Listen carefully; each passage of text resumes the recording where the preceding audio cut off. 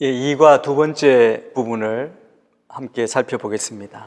3절에서 11절까지 말씀입니다. 제가 3절부터 11절 말씀을 읽겠습니다. 나는 여러분을 생각할 때마다 내 하나님께 감사를 드립니다. 또한 여러분 모두를 위해 항상 기도할 때마다 기쁨으로 간구합니다. 이는 여러분이 첫날부터 지금까지 복음에 동참해 주었기 때문입니다. 여러분 안에서 선한 일을 시작하신 분이 그리스도 예수의 날까지 그 일을 성취하실 것을 나는 확신합니다. 여러분 모두에 대해 내가 이렇게 생각하는 것이 마땅한 것은 내가 여러분을 마음에 품고 있기 때문입니다. 내가 사슬에 매였을 때나 복음을 변화하고 확증할 때나 여러분 모두가 나와 함께 은혜에 동참한 사람들이 되었기 때문입니다. 내가 그리스도 예수의 마음으로 여러분 모두를 얼마나 사모하는지 하나님께서 내 증인이십니다. 나는 여러분의 사랑이 지혜와 모든 총명으로 더욱 풍성하게 돼서 최선의 것이 무엇인지 분별할 수 있게 되기를 기도합니다. 그래서 여러분이 그리스도의 날까지 순결하고 흠이 없이 지내 그리스도 예수로 인한 의의 열매로 충만해져서 하나님께 영광과 찬송을 돌리게 되기를 기도합니다. 학자들은 보통 이 부분을 감사 부분, 감사 섹션이라고 부릅니다. 이 헬라어로 보면 치밀한 수삭, 아름다운 문체로 구성되어 있음을 알 수 있습니다. 우리말 성경 3절에서 8절 말씀은 우리말 성경에는 여러 문장으로 끊었지만 헬라어로는 한 문장입니다. 3절 하나님께 감사를 드린다, 감사드린다 이것이 주동사이고 그것을 수식하는 문구들이 8절까지 이어집니다. 보통 바울이 편지를 쓸 때 발신인, 수신인 그리고 인사 부분에 이어서 감사 인사를 쓰고 있습니다. 빌립보서도 그것을 따랐습니다. 단 갈라디아서만 이 부분이 생략되어 있는데 왜냐하면 아마 갈라디아서를 쓸 때 바울이 불편한 마음이 있었던 것 같습니다. 근데 빌립보서는 그것을 따라 인사 이 부분을 감사 부분을 쓰고 있죠. 바울이 이 감사를 쓰면서 두 가지 효과가 있습니다.를 거두고 있습니다. 첫째는 바울이 감사함으로 이 편지를 받는 빌립보 성도들과의 친밀한 관계, 우리가 어떤 관계였는지를 다시 상기시키고 공감을 이루어가는 것이죠. 이끌어내는 것입니다. 두 번째 효과는 이 감사를 통해서 전체의 핵심 주제, 이것을 마치 서곡처럼 그렇게 간략하게 소개하고 있습니다. 그래서 빌립보서의 중요한 주제가 다 여기에서 소개되어 있음을 우리가 볼 수 있습니다. 기쁨으로 먼저 간구하는 감사입니다. 3절, 4절을 제가 읽습니다. 한 번 더 읽습니다. 나는 여러분을 생각할 때마다 내 하나님께 감사를 드립니다. 또한 여러분 모두를 위해 항상 기도할 때마다 기쁨으로 간구합니다. 여기 감사, 기쁨 이게 반복되어 있습니다. 우리가 생각할 것은 바울이 무엇 때문에 감사하고 있습니까? 여러분을 생각할 때마다 여러분 모두를 위해 감사하고 기뻐한다고 말합니다. 이것이 바로 빌립보 성도를 위한 기쁨입니다. 바울이 그것을 어떻게 부연하고 있는지 보십시오. 3절, 4절에는 처음으로 기쁨이라는 단어가 빌립보서에서 사용되고 있습니다. 빌립보 성도들을 위해, 교회를 위해 기도할 때 늘 기쁜 마음으로 한다고 합니다. 아마 그들을 생각할 때마다 좋은 기억이 되새겨지기 때문입니다. 그리고 이 바울이 감사하는 세 가지의 감사의 이유가 5절부터 8절까지 말씀에 나와 있습니다. 여러분은 한번 말씀을 보시면서 따라오시면 좋겠습니다. 첫 번째 감사는 5절에 있습니다. 이는 여러분이 첫날부터 지금까지 복음에 동참해 주었기 때문입니다. 이 복음에 동참했다, 복음으로 교제했다라는 말입니다. 바울이 감사하는 첫 번째 이유는 빌립보 성도들이 바울이 복음을 전하는 일 첫날부터 동참했다는 것입니다. 바울은 이 빌립보 성도들과 동반관계, 파트너십의 관계를 가졌기 때문에 기쁨의 감사, 감사를 드리고 있는 것이고 감사 기도를 드리는 것입니다. 여기에 오늘 우리말 성경에 동참이라고 되어 있는 동참하다라고 번역된 이 헬라어는 우리가 잘 아는 코이노니아입니다. 이 단어의 근본적인 의미는 나눔, 참여, 동참이라는 의미가 있습니다. 그러므로 코이노니아의 단순한 의미는 우리가 그냥 아는 대로 단순한 친교나 교제가 아니라 여러분 동반자, 파트너가 되었다는 그런 의미입니다. 이 파트너십, 파트너가 되어서 함께 섬기고 일을 한다는 의미입니다. 그들은 예수를 믿었던 첫날부터 바울의 복음, 선교의 파트너로 동참했다는 것이죠. 그래서 빌립보 교인들은 그 복음을 위해서, 그러니까 유앙겔리온, 에이스토 유앙겔리온이라고 하는데 그 복음의 파트너로 동참했다는 것이죠. 이 처음 복음이라는 말이 우리가 이곳에서 사용된 것을 볼 수 있습니다. 그냥 복음이 아닙니다. 그 복음, 원어에 보면 그 복음에 동참했다. 이 표현이 왜 중요한지는 뒤에 차차 밝혀지게 될 것입니다. 또 복음의 교제에 대해서 7절에서도 동일하게 이야기하고 있습니다. 여러분 모두에 대해 내가 이렇게 생각하는 것이 마땅한 것은 내가 여러분을 마음에 품고 있기 때문입니다. 이는 내가 사슬에 매었을 때나 복음을 변호하고 확증할 때나 여러분 모두가 나와 함께 은혜에 동참한 사람들이 되었기 때문입니다. 이게 바울이 가진 기쁨의, 감사의 근원입니다. 이처럼 성경적이고 기독교적인 기쁨은 어디에서부터 오는가? 이것을 우리가 생각해 볼 때 그것은 바로 코인을 동력할 때 오는 것입니다. 다른 형제 자매와 함께 더불어 섬기고 주의 일을 감당할 때 이 같은 기쁨이 오는 것이죠.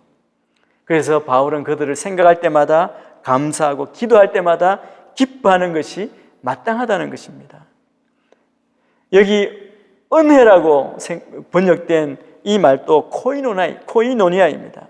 복음을 변호하고 확증할 때, 그때 하나님의 진리의 복음을 거짓에서부터 변호하는 일, 그것에 빌립보 성도가 동역했다는 것입니다. 또 진리를 바르게 선포하고 가르치는 일에도 빌립보 성도가 동역했다고 말합니다. 그들은 바울이 감옥에 갇혔을 때 에바브로 디도를 보내 헌금을 보냈습니다. 이러한 빌립보 성도로 인한 기쁨, 이것이 성경이 보여주는 성도의 첫 번째 기쁨입니다. 기쁨과 감사가 언제 가능한가? 다른 지체들과 동력하며 함께할 때 성경적인 기쁨이 오는 것입니다. 그래서 우리는 혼자 신앙생활 하도록 지어진 존재가 아닙니다. 다른 지체의 도움을 받고 또 돕고 더불어 살고 섬기도록 하나님께서 우리를 만드셨습니다. 그래서 다른 사람과 더불어 동력해야만 가능한 삶을 살도록 우리에게 복을 주셨습니다. 우리의 이런 상태를 깨닫고 다른 지체와 동력할 때만 성경적인 참 기쁨을 누릴 수 있습니다. 그런데 아무리 동력하면서 같이 가려고 애쓴다 하더라도 우리는 한계가 있습니다. 그런데 기쁨의 두 번째 근원, 그때 본문은 우리 두 번째 근원을 보여줍니다. 사람은 완전한 존재가 아니고 인간관계에 판단받고 상처받고 좌절하고 냉소가 흐르죠. 어떤 사람은 이 사람은 다를 거야 라고 그렇게 우리가 기대하면서 사람을 신뢰하고 믿어보려고 하면 꼭 실패하죠. 그러면 안 된다는 겁니다. 인생을 누구를 의지할 수 있겠습니까? 의지하고 믿을 분은 오직 주님 한 분뿐입니다. 우리는 다 공사장과 같습니다. 공사 중인 사람들입니다. 통행에 불편을 끼쳐 죄송합니다. 그것이 우리의 모습이죠.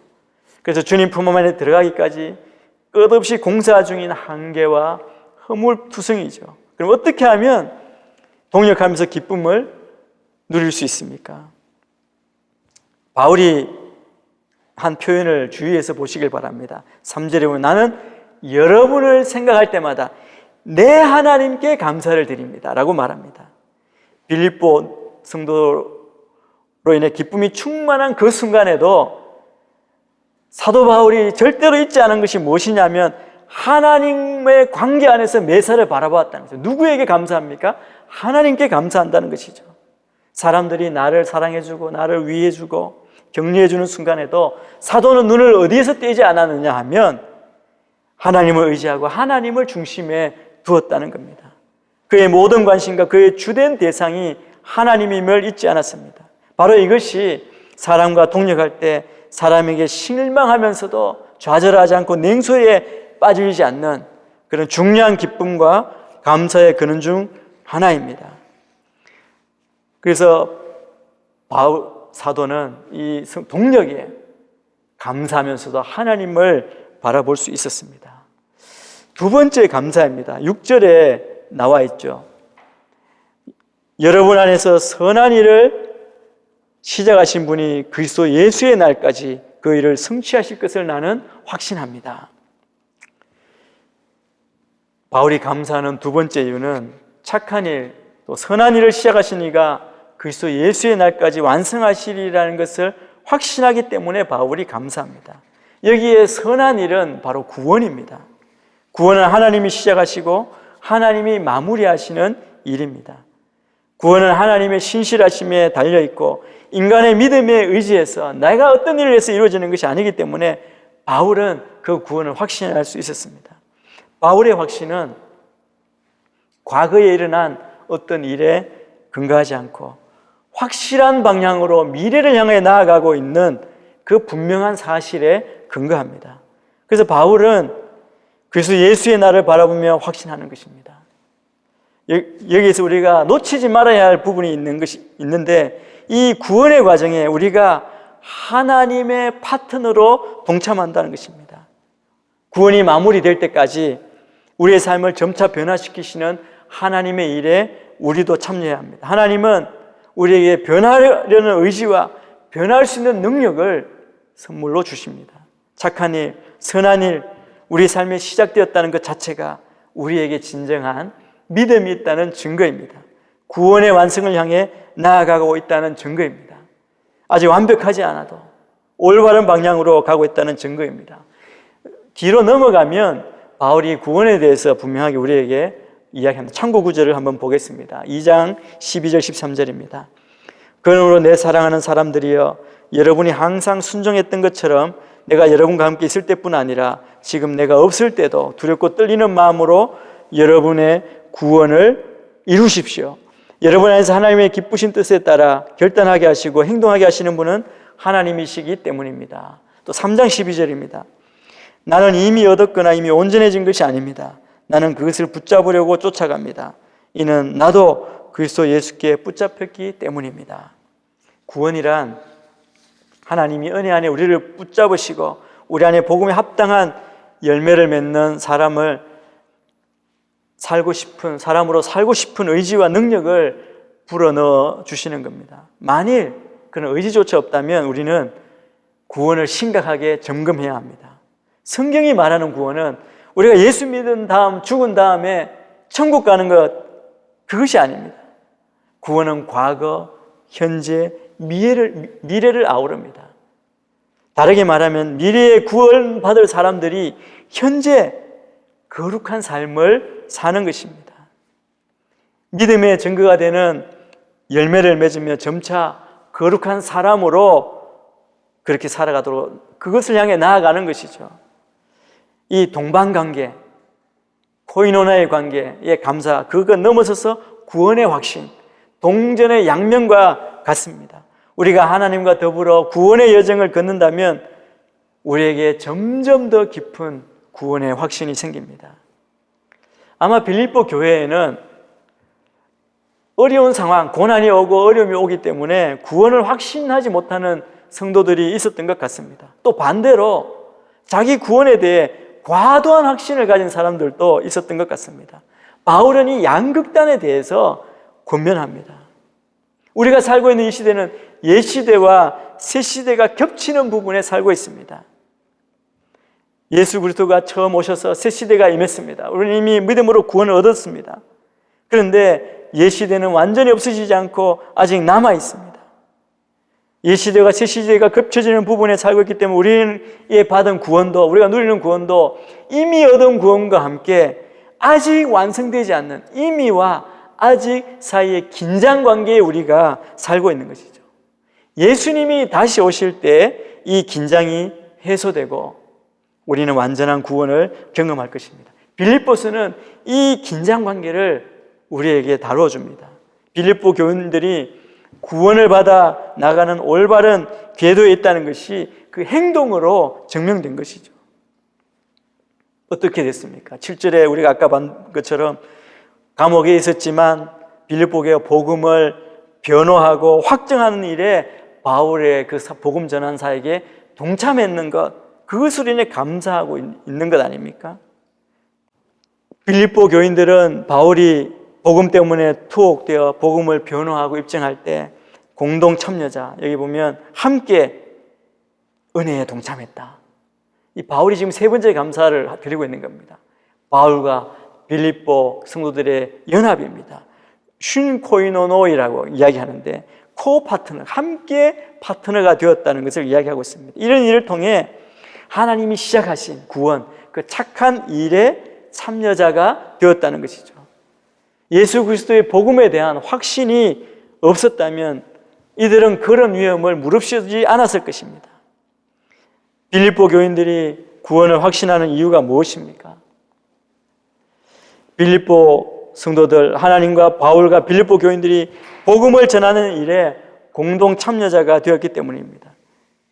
이제 빌립보 교인들의 지금 현재의 모습은 그들이 과거에 받은 구원의 확증이 됩니다. 그렇다면 오늘 우리는 어떻게 구원의 확신을 가질 수 있습니까? 가장 중요한 것은 지금 내가 하나님의 은혜에 동참하고 있는가? 우리는 복음의 일에 파트너가 되고 있는가? 복음을 변호하고 입증하는 일에 동참하고 있는가? 여러분, 이것을 우리가 깊이 생각해 보아야 할 것입니다.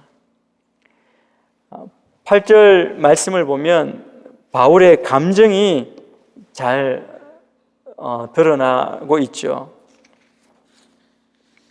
내가 그리스도 예수의 마음으로 여러분 모두를 얼마나 사모하는지 하나님께서 내 증인이십니다. 그리스도의 심정으로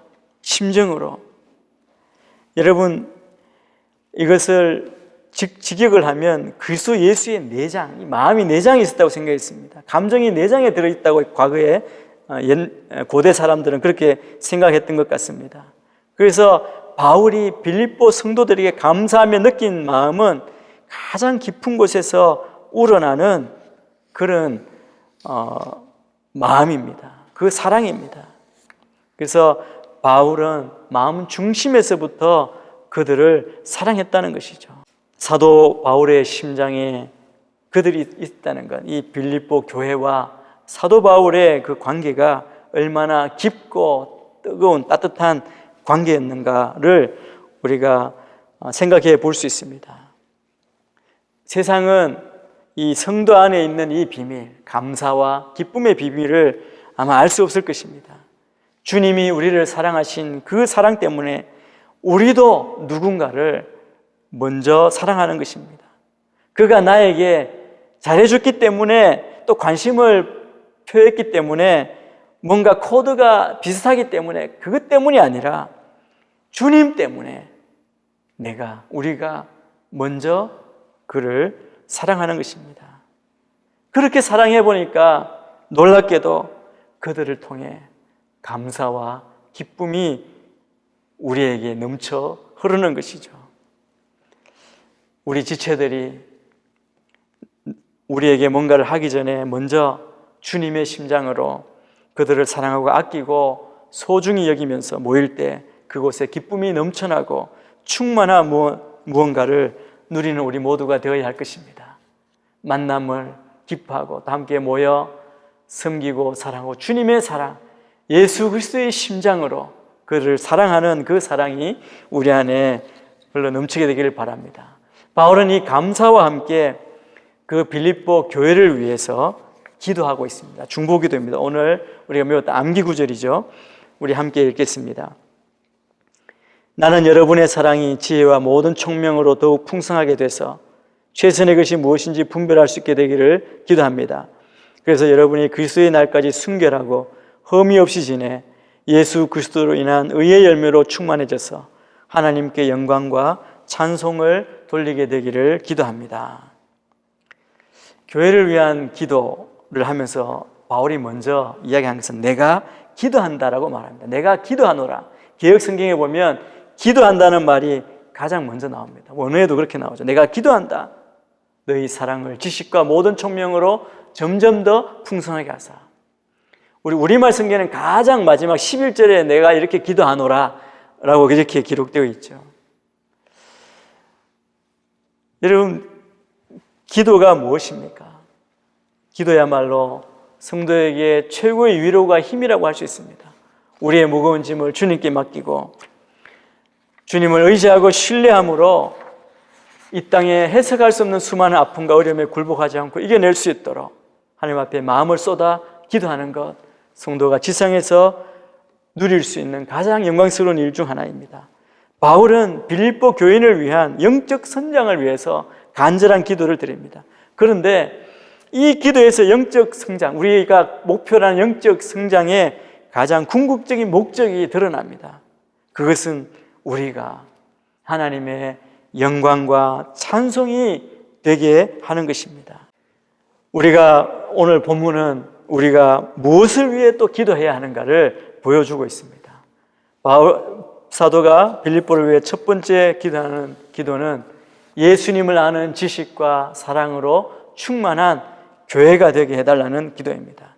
나는 여러분의 사랑이 지혜와 모든 총명으로 더욱 풍성하게 되기를 원한다. 기도한다는 것입니다. 아가페의 사랑입니다. 이는 아가페의 사랑입니다. 그 조건 없는 그 사랑이 풍성해지는 것. 이것은 서로를 향한 사랑을 말하는 것이죠. 감정적이거나 추상적인 사랑이 아닌 공동체 안에서 지체 간의 서로 구체적인 사랑을 말합니다. 이 사랑은 2장 1절 2절에 나타나 있는 사랑입니다.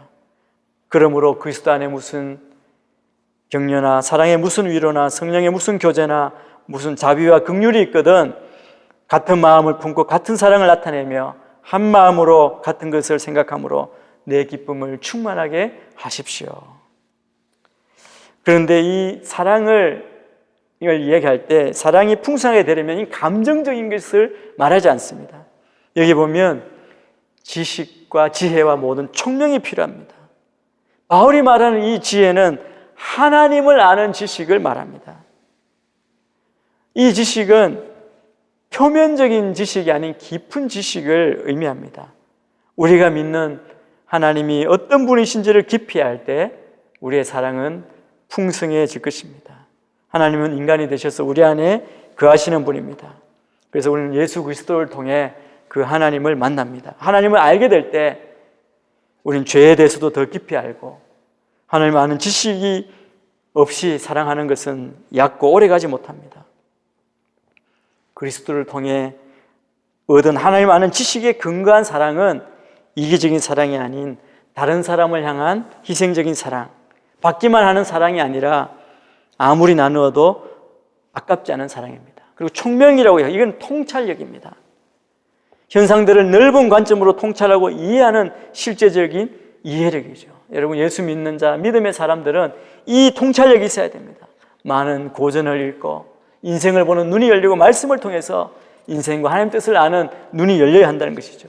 영적인 통찰력을 갖고 우리 주위에 일어난 일들을 말씀으로 해석하고 또 그 사건을 통해 말씀이 우리 속에 성육신하는 그 과정을 거칠 때 우리는 지혜와 총명, 통찰력이 있는 사랑으로 다른 사람을 대할 수 있을 것입니다. 바울은 이것을 위해 빌립보 교회를 위해 우리를 위해 기도하고 있습니다. 두 번째는 세상 끝날까지 그리스도인답게 살아가라는 겁니다. 분별력을 달라고 말합니다. 최선의 것이 무엇인지 분별할 수 있게 되기를 기도합니다 라고 말합니다. 여러분, 가장 좋은 것을 분별하는 것은 단순히 옳고 그름을 분별하는 것을 넘어서서 무엇이 진정 중요한 것인지 아는 겁니다. 그래서 우리가 기도할 때 이렇게 해 주십시오. 뭐 물질을 주십시오, 건강을 주십시오. 이것보다 더 중요한 것은 이것이죠. 분별력을 위해 바울은 빌립보 성도들에게 그것을 위해서 기도했습니다. 세 번째, 바울은 빌립보 교회를 위해서 예수 그리스도로 말미암아 의의 열매를 맺는 교회가 되게 해달라고 기도합니다. 10절, 11절 이어보면 이들에게 분별력을 달라고 기도하고 또 순결과 흠이 없는 삶 살아가게 해달라고 말합니다. 그래서 여러분, 구원이 완성되는 그리스도의 날까지 진실하고 허물 없이 순결하고 흠이 없이 살기를 바라는 것이죠. 또 의의 열매가 가득하기를 바라고 있습니다. 의의 열매는 의로 인해 열리는 열매이죠. 이 삶의 도덕적인 열매, 도덕적이고 경건한 행동을 가리킨다고 볼 수 있습니다. 의의 열매, 이것은 율법으로서 나오는, 바울이 말하는 것, 율법에서 나오는 의, 예수 그리스도의 이 의, 하나님의 의, 이것을 고려하면 의의 열매, 의와 열매를 같은 것으로 보는 것입니다. 그래서 여러분, 우리가 의의 열매 맺기를 원하는 우리 바로 의로운 삶, 의 자체를 맺는 삶을 살아야 된다는 것이죠. 이 열매는 율법을 준수하는 도덕적 행위에 그치지 않습니다. 그것을 넘어서서 예수 그리스도의 신실함을 통해 오는 의, 결국 하나님으로부터 오는 의입니다. 갈라디아서에 나오는 성령의 9가지 열매라고 할 수 있을 것입니다. 그래서 세례 요한은 우리에게 와서 처음 이야기할 때 세상 가운데 회개에 합당한 열매를 맺으라고 말했습니다. 회개했다고 하면서도 정작 그 삶의 변화가 없다면 회개는 무의미합니다. 예수께서도 그 열매를 통해 그 사람을 알 수 있다고 도전하셨습니다. 우리의 삶에 어떤 열매가 맺히는가, 그것으로 주님이 우리를 판단할 것입니다. 그리고 최종적인 목적이 무엇입니까? 빌립보 교인들의 삶이 하나님이 기뻐 받으시는 영광과 찬송이 되기를 바라는 것, 이것이 최종 목적입니다. 우리는 바울의 기도를 배워야 합니다. 성도의 사랑이 풍성해지고 성도들의 삶이 하나님을 아는 지식과 모든 통찰력으로 가득 차고 성도들이 가장 좋은 것을 분별해 내는 성숙한 교인이 되기를, 믿음의 사람이 되기를 기도해야 됩니다. 마침내 구원이 완성된 그날까지 성도들이 순결하고 흠없게 살면서 그리스도를 통해 오는 의의 열매들을 맺기를 기도해야 합니다. 성도들의 삶에 사랑과 기쁨과 화평이 넘치기를 기도해야 합니다. 성도들의 삶에 인내와 선함과 신실함과 온유와 절제가 넘치기를 기도해야 됩니다. 그래서 성도들의 마지막이 하나님이 기뻐 받으시는 영광과 찬양이 되길 기도해야 합니다. 오늘 우리의 삶에 기쁨과 감사가 흘러 넘칠 수 있는 이유는 모든 것이 뜻대로 되기 때문이 아닙니다. 극심한 고난과 문제에 둘러싸여 있을지라도 바울의 기도에 드러난 그 믿음, 비전을 붙잡는다면 기쁨과 감사를 회복할 수 있을 것입니다. 빌립보서 서두에서부터 바울이 고난 가운데 기쁨을, 감사를 유지할 수 있었던 비결이 나타나 있습니다. 바울은 믿음의 눈, 영의 눈으로 그리스도의 날에 빌립보 성도들의 삶이 하나님께 영광과 찬양으로 바쳐질 것을 본 것입니다. 오늘 이 말씀을 읽고 공부하는 우리 모두 가운데에도 이 바울의 기도처럼 우리의 삶 가운데 변화와 열매를 맺는 그런 은혜가 있게 되기를 축복합니다. 오늘 이 과를 마치면서 여러분 56페이지에 나눔과 결단 꼭 여러분 작성하셔서 여러분 공동체 목사님에게 제출해 주시기를 바랍니다.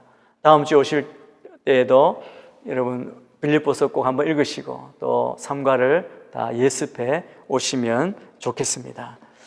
함께 기도하겠습니다. 하나님 아버지 감사합니다. 빌립보서 가운데 있는 믿음의 비밀을 우리가 알기를 원하고 말씀을 통하여 우리의 기도가 깊어지고 우리의 삶이 변하며 우리가 영적으로 선한 열매를 맺는 하나님의 기쁨과 찬양이 되는 삶이 되기를 원합니다. 우리 각자의 삶 가운데 그런 놀라운 변화가 있게 하시고 말씀의 능력이 우리 안에 흘러넘치도록 성령님 도와주시옵소서. 다음 한 주간 우리의 삶 가운데 주님 동행하여 주시고 말씀 가운데 큰 은혜와 변화가 있도록 주님 만지시고 사용하여 주시옵소서. 감사하며 예수님 이름으로 기도합니다. 아멘.